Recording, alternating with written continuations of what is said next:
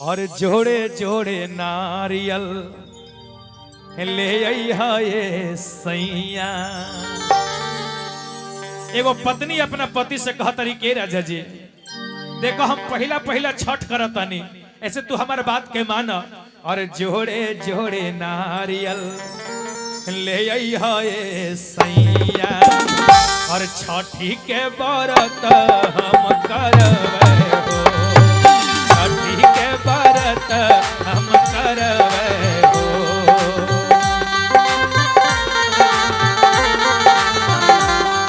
और जोड़े जोड़े नारियल ले अइहा ये सैया, जोड़े जोड़े नारियल ले अइहा ये सैया।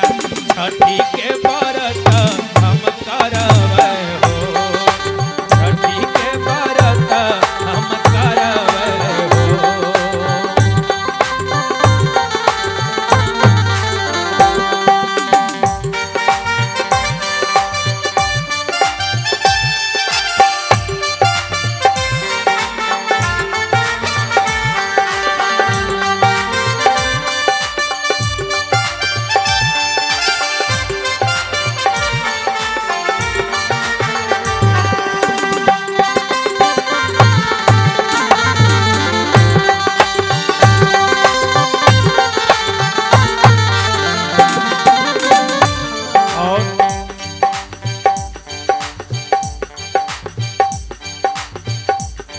सहरिया से सेवा मंगा दी, सिवन से सेनुरा मंगा दी हो।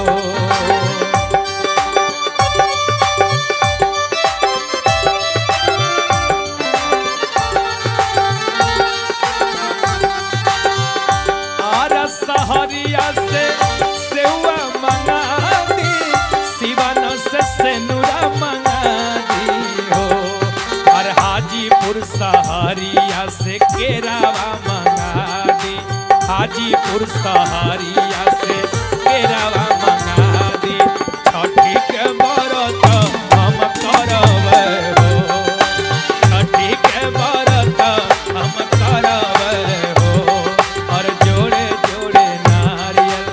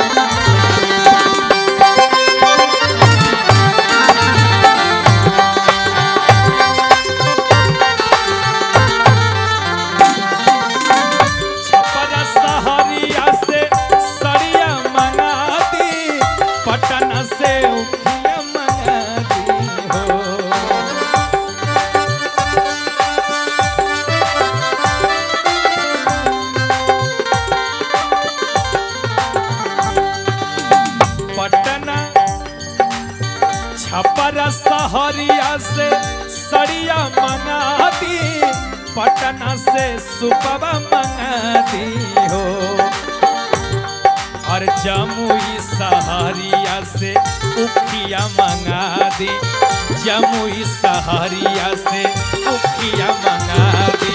छठी के व्रत हम करबै हो, छठी के व्रत हम करबै हो, छठी के व्रत हम करबै हो।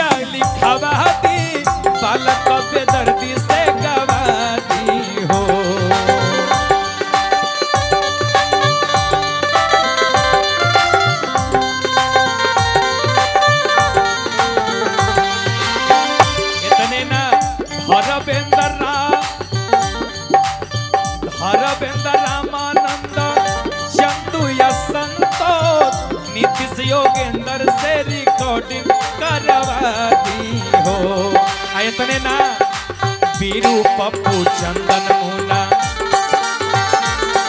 से बजाना बजा दी छठी के बरत हम करवा